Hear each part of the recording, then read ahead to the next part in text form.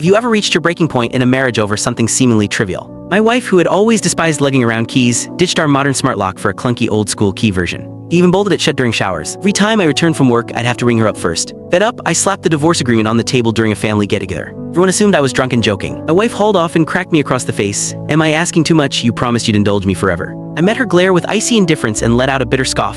"Aren't I divorcing you and never returning the ultimate indulgence?" "Shut your trap," Martha Potter snapped. "If I hadn't sunk into postpartum depression after carrying our daughter, I wouldn't have been this insecure. I'm not accepting this flimsy excuse for a divorce. It's absurd."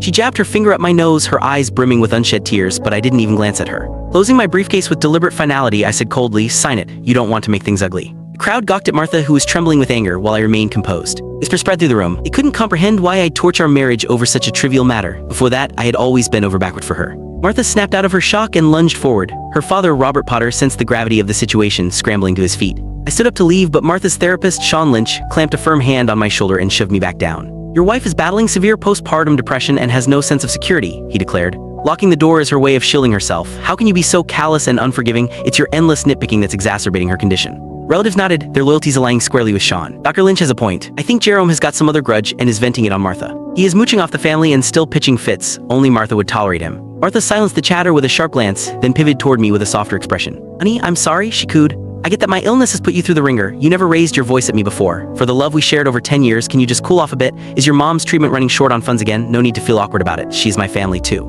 Everyone admired her humility, but their glares at me grew harsher. "Martha is battling her illness and still catering to you like this. Be grateful," Robert chimed in, leaning heavily on his cane. "We've never overlooked your mom's needs. How much do you need this time? Tell us and we'll find a way." I got the implication. He believed I was too proud to ask for more financial help, thus this dramatic ploy. I dodged Martha's outstretched hand and stated flatly, "The spark's gone. Let's call it quits." Heavy silence engulfed the room. Martha rushed forward, wrapping me in a desperate hug, her voice cracked with sobs. "Please, don't joke with me." I pried her hand off and stepped back. "I'm serious. Let's end this with dignity." She stood rooted in shock, while our infant daughter suddenly let out piercing wails from her stroller. Tuned out the chaos and started to walk away. John flung a glass tumbler at me. It crashed at my feet. John barreled toward me, shoving the divorce agreement against my chest. His face twisted with anger. "Martha sacrificed a golden ticket to study abroad just to marry you. She loved you deeply. Now that she is ill, you're abandoning her and your daughter. Don't call yourself a man."